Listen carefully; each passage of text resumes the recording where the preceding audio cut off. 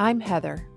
After many wasted years trying outdated approaches to my daughter's addiction that felt wrong to me, harmed our relationship, and didn't help my daughter, I finally found an effective, evidence-based approach that repaired my relationship with her, helped me create my own peace of mind, and made me an ally in my daughter's recovery. I teach you a loving and compassionate approach to help you encourage change and create connection. Addiction impacts the entire family system. Family recovery is the answer.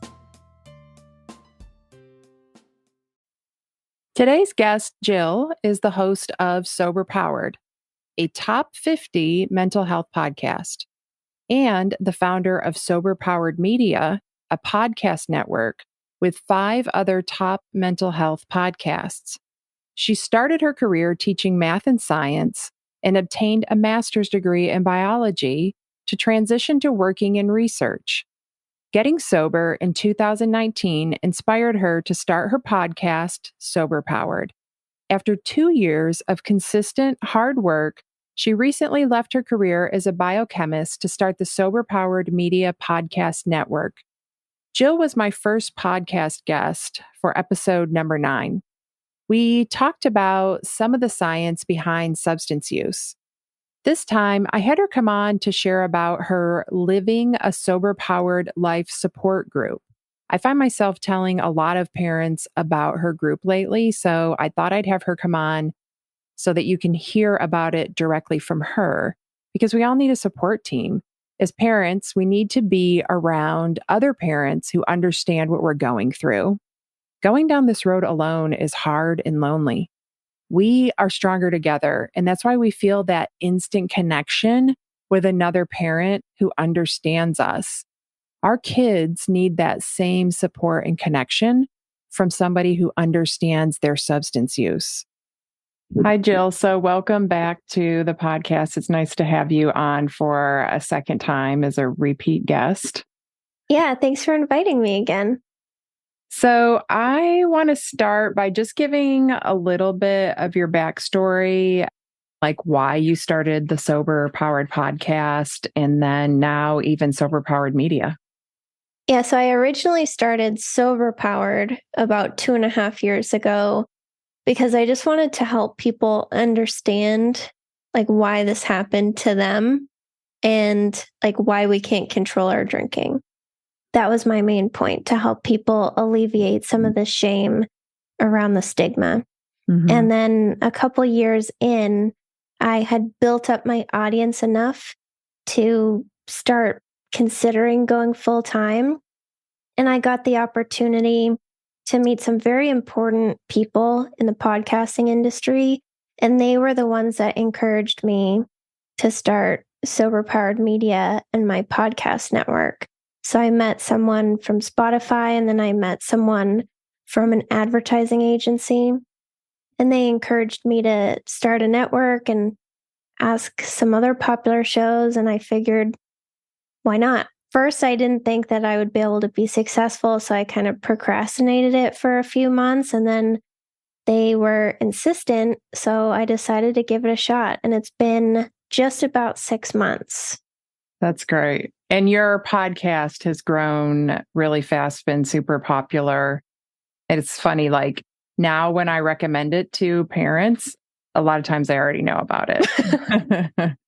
Well, that's cool. Yeah, it is. Like, because where does your podcast rank on the charts, the Sober Powered?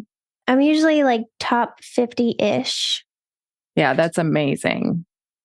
Amazing. Thank you.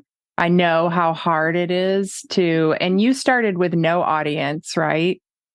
Yeah, I didn't even want it because the nature of my podcast, I didn't even want to share it with my friends and family because I wasn't really like out telling people about my sobriety. Mm-hmm. So I wanted to hide it from everyone who knew me. So I really started at absolute zero. I made a brand new Instagram account and started with 0.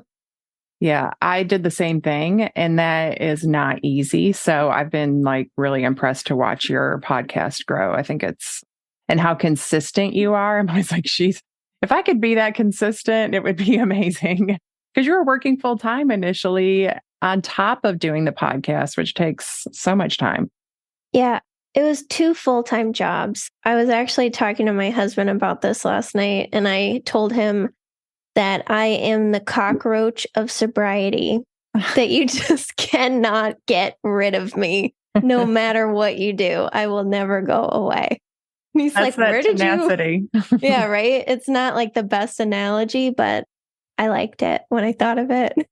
Yeah, that's awesome. I always would tell my daughter, like, when you get everything moving in a positive direction, right? And focused on something else, I know that you're going to be super successful. And like you putting all of your focus into your podcast is really what made it so successful. Yeah, I had a lot of time and I had a lot of excitability because I wasn't spending 40 plus hours a week thinking about alcohol or recovering from alcohol. Yeah, that's amazing. So before we start talking about your group, I wanted to just talk about ads because you sent this email out and it was very enlightening to me because I never really thought about it before. So there's a lot of podcasts. I don't have ads on mine, but there's a lot of podcasts that do have ads on them, and I have a tendency to skip through them. And you were talking about how that works and how that's how creators like you did it for free. Like, so people are getting to listen to this really valuable information for free. And you were doing it like that for a long time with all this hard work. And then you started putting ads on your podcast. So can you explain a little bit about how that works? Yeah, people usually get really cranky about ads and they think that we're like selling out or whatever. I've had a couple listeners to the other podcasts in my network have complained about the ads. And what people don't understand is we're not just spontaneously getting paid for making free content. I think everyone just assumes creators have a bunch of money and a team and all these things. And most of us do not have that. I actually read a study yesterday on creators, and 21% make a livable income of $50,000. Wow. So that means almost 80% are making an amount of money that like they can't even survive on without another job. So people think all of this payment is just coming from somewhere. And ads are such a good way to get paid because it keeps the content free for everybody. You can still enjoy free content. There's just a little ad in front of it for a product I think you might like. It's not something random or horrible. And when people skip the ads, because my network is so sophisticated, it detects that and it doesn't count. So advertisers pay for a certain number of impressions. So they might pay for up to 50,000 impressions or something like that. And it actually will track throughout the month how many people listen to the ad. And then that's what we get paid on. So if 50% of our listeners skip, we're not hitting that 50,000 impressions and we get a lot less money. So I think ads, wherever it is, on a podcast, on a YouTube channel, if someone has a sponsored post on Instagram or Facebook, it's just a way that you can say thank you to a creator for all of their free content and all their hard work. And you don't have to do anything but listen to it or look at it. Yeah. And how long does it take you to do a podcast episode from start to finish, from the concept of the idea to it being out where somebody can listen to it? Yeah, it's about probably 5 hours per 15-minute episode. Yeah. It is so time and labor intensive to put out like a high quality podcast episode. And it takes me a long time too. So I think about that differently now, especially even like with YouTube videos. I make sure I watch at least one ad. If they're shorter ones, then I'll watch two. But I'm like, this is how I'm paying this person for this valuable information that they're giving me. Yeah, exactly. My husband gets annoyed with me because I'm watching so many ads now. He's like, you don't have to watch them all. I'm like, yes, I do. It matters. And when they have like a baked in ad on YouTube or something, I sit there and I just play on my phone for a second and I let the ad play, and that's me supporting them. And you can just check in on your phone or like do something else.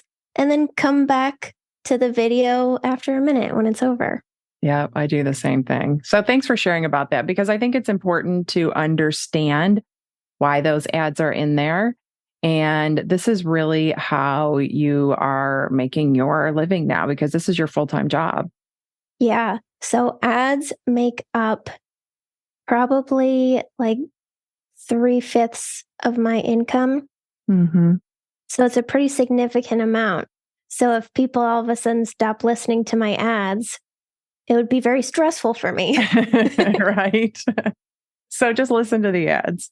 So I found myself recently like telling all of my clients about your group that you started, because so many parents end up feeling like their kids' only support system, or it's a lot of pressure on both sides, right? Like their kid feels like they hate having to go to their parent all the time. And then the parent hates like being the only support system. It's so much pressure. And so, I've been trying to give other ideas. I think about it like it's like two tables sharing one leg. I mean, it's totally unstable. We need a support team. I felt completely alone with my daughter, trying to support her as a single mom. And somebody just said to me one time, like, you need to think about building a support team, like put everybody in your phone that's on your support team. And just like that one little thing made me feel so much less alone. So I was thinking about like, I'm like, oh, I've got to get a hold of Gill and research her group so that I can explain it better. And I was like, I'm just going to have her on the podcast. So she's going to be the best person to explain it. So do you want to give us a little background on your group? Yeah, so it's a private community. So it kind of looks like a bunch of mini Facebook groups where there's little areas for each topic, or there's a women's only area, we have a men's only area, we have things like that. And you can post, we have chat rooms, and we have meetings 1 to 2 times a week, and then meetings on all of the like major holidays like Christmas. Mm-hmm. And then there's some other like bonus content, but the main part is community and meetings. And I think that we associate getting support with like weakness or not being strong enough. And really, support, it helps. It makes you feel like you matter and you're cared about. And it just makes you delay pushing the F it button a little bit longer, because you have somewhere to go. And you feel a little bit more accountable. And for parents, like, you can go somewhere and people get it. And you can just say what you feel, and no one's going to judge you or think you're weird or extreme or a bad parent or something. You can just be around people who get you and your struggle, and then no one else is there. It's very safe. So I think community for everybody, regardless of what it is really important. Yeah, it's very validating to hear somebody else talk about their life and it sounds just like yours. Yeah, exactly. And the issue, I think in the beginning, Facebook groups were an excellent way to get support. And I think that's where a lot of us start. But for some Facebook groups, especially the ones that get big, what happens is people come in there looking to promote their stuff or looking to get members to go to their thing. So it kind of disrupts that like supportive, safe vibe. And then you have people in there that have like a different motivation. And when you have like a small private community that's safe, and you can like protect the people and make sure like no one is coming in to do anything that they shouldn't, it makes everybody able to talk more and share and like really be vulnerable, and they just feel like it's okay. So do you have men and women in the group? Yep, everybody is invited. I have probably like 70% of my audience is women. And I know I could have made a women's only group, but I feel like the dudes don't really have that many places to go. There are a lot of groups that are just for women or just for moms, which are fantastic and it's really needed. But I didn't see a lot of groups that are for everybody. So that was important to me to have a spot for them as well. Yeah, I think that guys are often overlooked. So, I mean, I felt that way about supporting parents too, like the fathers are overlooked. Yeah. So that's a great idea. And do some of your members belong to other groups? Is it like a supplement? Does it work well with other resources? Yep. We have people that are also in the Luckiest Club. So that's another way to have meetings. We have people that are in AA and they have a sponsor. We have people that go to therapy. So I think it's good to have multiple different things that you're doing. Hmm. So then each thing kind of has its own purpose for you. And then you have, if you're having trouble, you have a lot of options. You don't just have one option. Yeah, that's a great idea. And then what kind of feedback do you get from the group members about their experience? Like, what do they get out of it or find most helpful? Yeah, I've had a lot of people say this is the first time I've ever been to a meeting, or Wow. this is the first time I've ever turned my camera on, or this is the first time I've ever spoken in a meeting. I had someone make a post recently and say that they found a community and meetings, and it's like the most supportive, kind group of people they've ever found, and like they can't even believe it. And I had someone else, they really just feel like thankful for the amount of support that they get from each other. Like they come in and they maybe have expectations that it's going to be similar to other groups they've been in the past. And then we all like rush in on them. And it's like we clap for people with their days and support everybody on their posts. And I think they just feel like relieved, like this is okay for me to be here. Yeah. Yeah, because especially like, I mean, going to 12-step meetings can be really intimidating. And the other part of that is a lot of treatment centers are 12-step focused. And then parents start thinking that that's like the only pathway to recovery. If their kid doesn't go to a 12-step meeting, then they're not going to be able to stay in recovery. And I think that all paths to recovery are important because everybody's different. It's not one size fits all. So I think that you had a different pathway to your recovery. Like, what are your thoughts about that? I think a lot of us are scared to even try AA because a few reasons. I think there's a lot of judgments that we make that are incorrect about AA. And because there are some people within AA that act like it's the only way, or if you don't go to AA, your sobriety is at risk. Like, I think also the stuff that's coming from some of the members of AA is off putting and makes us not want to go. There's a lot of, you'll see it on Facebook, there's a lot of AA is the only way people Mhm. that are being preachy. So I think that creates this judgment from a lot of us that we don't even want to try it.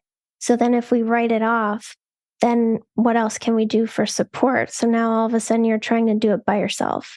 So I think we are very lucky that now there are so many different methods to get support instead of going to AA and going in person and feeling afraid or just trying to do it on your own. Yeah. Yeah. When my daughter first got out of treatment and part of her living in her sober living, she had to go to meetings, but she was on Suboxone and they didn't support that. So that was one of the reasons that she went off life-saving medication because nobody would sponsor her if she wasn't on it. So the thing that I struggle with about 12-step meetings is there's a lot of stigma and the science isn't considered, like the science of the importance of medication assisted treatment, like especially with all the overdose deaths that we're dealing with.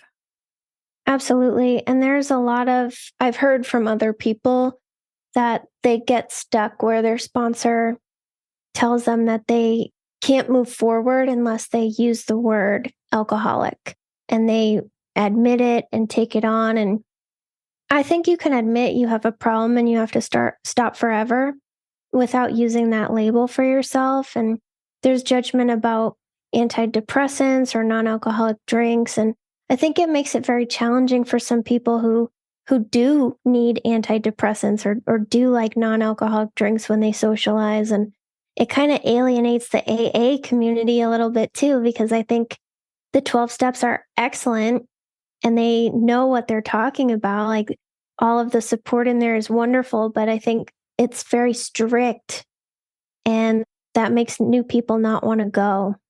Yeah. Yeah. I don't like the labeling either. Like in treatment, my daughter started referring to herself as an addict. And I think it's so limiting. Like it's just one part of a person. I don't think it's a way to define yourself. So that part of it, I can see how that would be really hard and make somebody not want to go. And I don't want to even reinforce that by like, I had this struggle of, I don't really know where to tell you to go for support, and I don't want to really push you towards 12-step meetings because I know what you're going to experience there. So I love that you're doing this to just offer another way to people who don't want to have to label themselves. Yeah, I think the label is hard. And that was one of the main reasons I wouldn't even try AA, was because I didn't want people to call me an alcoholic. And that was one of the reasons that I held on to drinking for so long too, because I was afraid everyone would call me an alcoholic, which meant all of these bad things. So Right. because of that, I felt I could not go to AA. Yeah. And I've been like studying person first language and how important it is. I'm trying to change the things that I say and be really intentional. And like I go back and I look on my website and I'm like, oh gosh, I like searching words and just trying to change them a little bit at a time. But one word I did use was alcoholic. I wouldn't use the word addict, but I would use the word alcoholic. And then I started thinking like, it's the same, just because it doesn't mean something to me, right? Because I don't feel judgmental about it, doesn't mean that the perception out there that I create when I use that word doesn't cause harm. Yeah, my issue with it was, like you said, it felt defining. It's a noun. It's like that's the only characteristic about me that matters, is that I have a problem with alcohol, where person first language, like person with alcohol use disorder, for example, I'm still a person. Like there's still other things about me. This is just one aspect. And I felt like the label alcoholic is just, it's so defining. And even though I do sober stuff full time and it's like all I talk about and do, there are still other things to me. Yeah. Yeah. Well, the way you're doing it and what you're creating is so different than the stigma that goes with that word. And the life that you're creating is so much bigger and brighter, even though it does revolve around recovery. Then when I think of that word, it's just so limiting. Yeah. And I just thought it meant so many bad things about me. I thought like alcoholic basically means weak willed loser with no self control. So if I accept that word, then I'm accepting all of those other things. And even though the powerless over alcohol thing, like I believe that that's accurate. And like what the steps say, it's all accurate. I just don't like that word. People say that about me all the time, like people who aren't aware. And it is what it is now. But in the beginning, it used to really bother me. Like when I would go on a show and they'd introduce me and I'd be listening to a bag and they'd be like, oh, yeah, Gill recovering from alcoholism. And I'd just be like, ouch. Yeah, I appreciate you sharing that because I think it's important like to hear how it feels to you to hear that, and will help parents help us to think about the words we say when we're talking to our kids, when we're talking about them to other people, and even when we're thinking about them, because all of that language has an impact on our relationship with them. Yeah. And I think the best thing to do is just ask, because some people really like that word and they really identify with either alcoholic or addict, and it helps them in their sobriety. And there are other people that like really get offended by it. And there are people in the middle. So I think just asking, like, what do you want to refer to your drinking as, or your former drug use as? Like, what would you like me to say in my head, even when I think about it? And then they'll tell you. And I think that would be really helpful for parents to have just the idea of what what your kid is comfortable with. Mm-hmm. Yeah. Because if my husband went out with his friends or he was at a work thing and he was like, yeah, my wife's an alcoholic. Oh my gosh, that would be heartbreaking. That would be so heartbreaking if he described me that way to colleagues or friends or something. Yeah, because the first image that comes to mind is not somebody living this vibrant, purposeful, creative life. Like you just created a business out of nothing, right? Like, and that's not the first thing that comes to mind if he was to introduce you that way. Exactly. Yeah. It's the stigma that comes to mind. Like, oh, your wife is an alcoholic. Like, oh my God, I'm sorry. Yeah. And where it's like, oh, my wife is in recovery. She doesn't drink. Like that, it just has such a more positive tone to it. Mm-hmm. And I think alcoholic is just a word. It is what it is, but it's the meaning that the society has brought to the word, which is why we don't like it. Yeah. And then a lot of people have told me that their perception of substance use in general has changed just by me talking about my daughter, my relationship with her. And so we can, like, the words we use are really powerful and have a really big impact. So if we all were really a little bit more careful about that, I think it would make a big difference in the stigma overall in the world. Yeah, I completely agree with you. So what about like the importance of family members getting education about addiction and understanding? Do you have any, like, is that something that comes up in your groups or when you're talking to other people, like the importance of that or how it helps? Oh, we talk about family and friends all the time. Give me all the gossip. No. We talk about like, how can I tell them that I don't want to drink anymore? How can I ask them for support? How can I ask them to stop offering me alcohol? A lot of family members and close friends, their first response is, you weren't that bad. You don't have to stop. Like, you're not that bad. What are you talking about?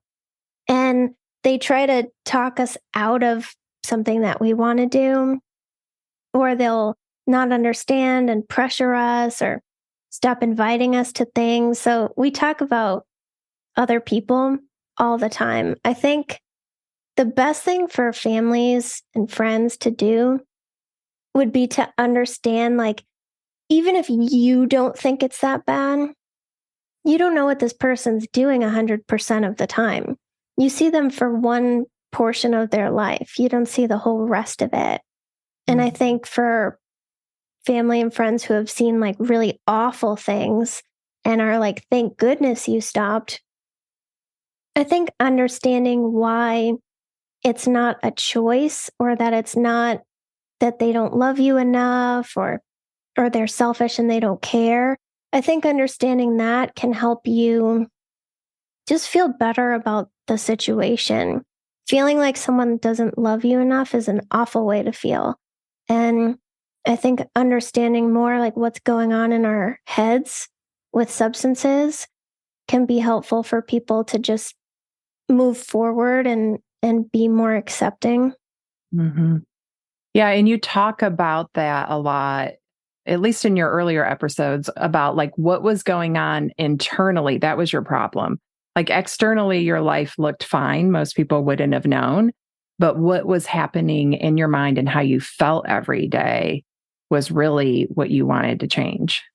Yeah, exactly. And we get good at hiding it and protecting it because we don't want anyone to take it away from us. It's the most important thing, like to our brains that are all like crazy and weird while we're drinking or using substances. So because of that, we get really good at appearing like everything's great, and we can still go about our day and do our job and exercise and go on hikes and do all these things with like disgusting hangovers or withdrawal symptoms, but we appear like we're fine.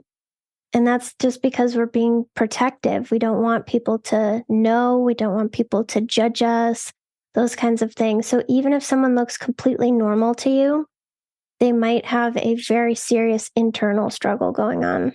Mm-hmm. Yeah. And I like how you pointed out it doesn't mean that they don't love you. That because when we take it somebody else's substance use, no matter what it is, if we take that personally, it makes everything so much more painful. It makes it harder to communicate. And I think a lot of people think that it's selfish or mean or about somebody else. But I think it's really important what you pointed out that it's about what the person who's using the substance is going through. Yeah. And we're not like regular people that get drunk or high sometimes. When we're not drinking or using, we're in like a constant fog. We can't think clearly. Our memory is all weird. I truly believed like my drinking was not impacting anyone, even though my husband was with me every single day. I really didn't think it had an impact on him at all. And once I stopped drinking and like some time passed and all the fog cleared and my brain started healing, I realized like, whoa. So it's not just like that we're ourselves and then we drink or use and then we go back to ourselves. We're in a constant fog where we can't think clearly and we can't understand the world around us like we normally would either. Yeah, that's another great point because a lot of times one of the stigmas is like not helping people too much. And I really believe in helping people, especially if they want to seek treatment or anything. How, like, when you're in that fog, when you're really struggling, it would be overwhelming. It's overwhelming to me when I was like researching, looking for treatment centers for my daughter. Like, I can't even imagine her being able to do that. So, if I can do the research and have a couple of places ready for her to choose from, I think that it's really important to do that. Like, because there's no other thing in life that somebody could go through that we wouldn't think it was okay to help. Yeah, and I think that's an excellent point to collect resources. If someone wants your help, the best thing that you can do to make it easier for them is like, oh, I did this research. Here are some podcasts. Here are some books. Here are some meetings or communities or treatment centers, or let's go make an appointment with your doctor. Like being a person that will at least help them find out what to do so it's not too overwhelming. I think that's the difference between them struggling and saying screw it and going back to what they were doing before and actually trying some of these things.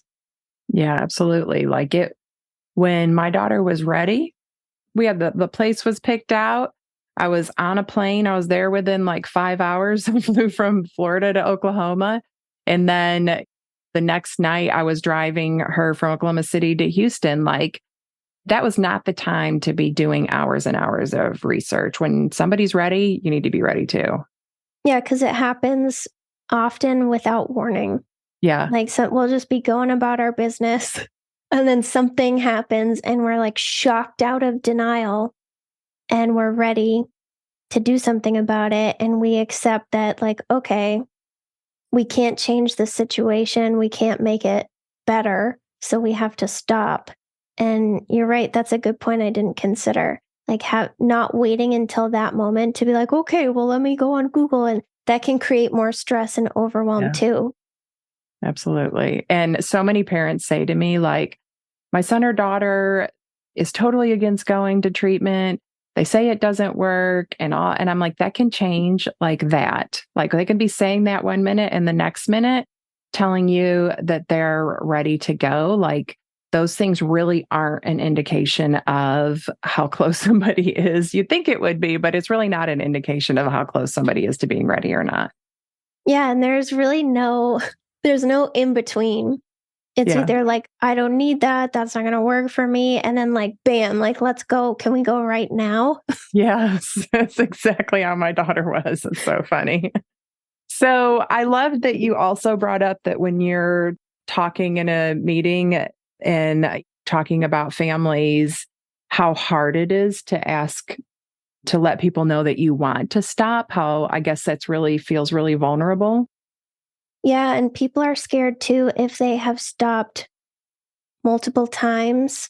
Mm. they're scared that they shouldn't tell anyone until they can make sure like it's really going to stick. And they're scared of being shamed or not getting support. So I think that's something to be mindful of too. Most people don't stop the first time.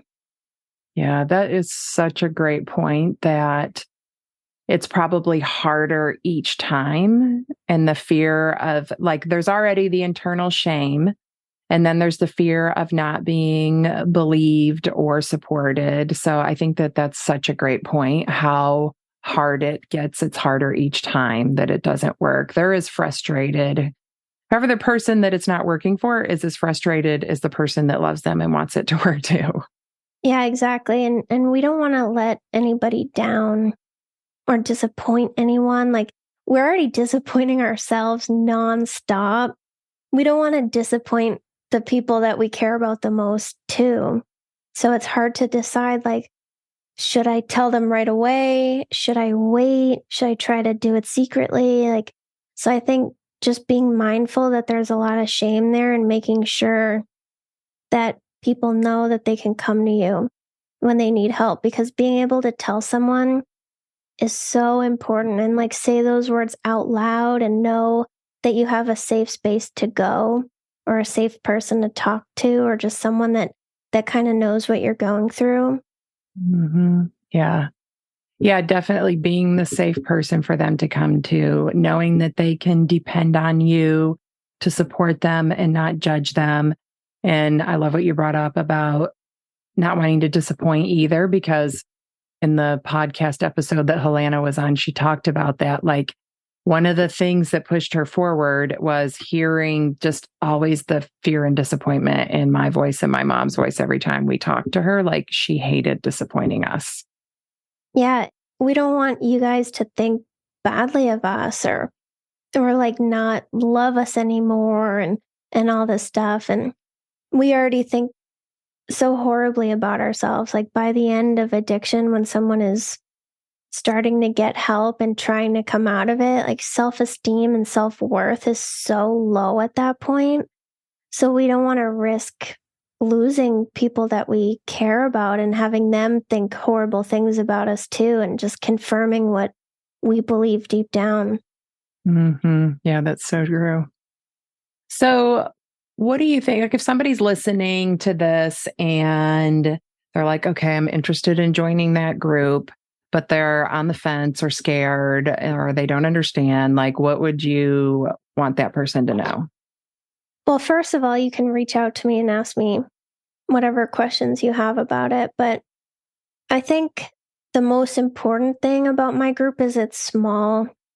And that's what I've heard from people that have joined is they were in other groups that some groups get really big. Like there's over 100 people on a call and you can't really talk or you feel shy about turning your camera on. And when you come to my group, it's like 10 people on a call. Like our calls are very small and they're always going to be that way. And I think that's where the comfort comes from of turning your camera on and talking. So I think just knowing that like it's a small, nice community that you can fit right into easily and will be excited to welcome you and cheer whatever days you have on. Even if you have 0 days, we'll still cheer for you.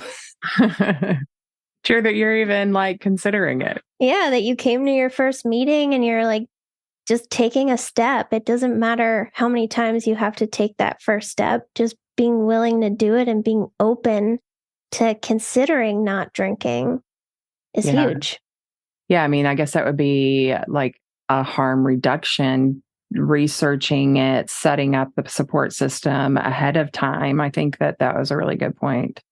Well, thanks for coming on to talk about this. And I'm going to put all the links to Gill's website to sign up for the group and where you can follow her on social media. It'll all be in the show notes.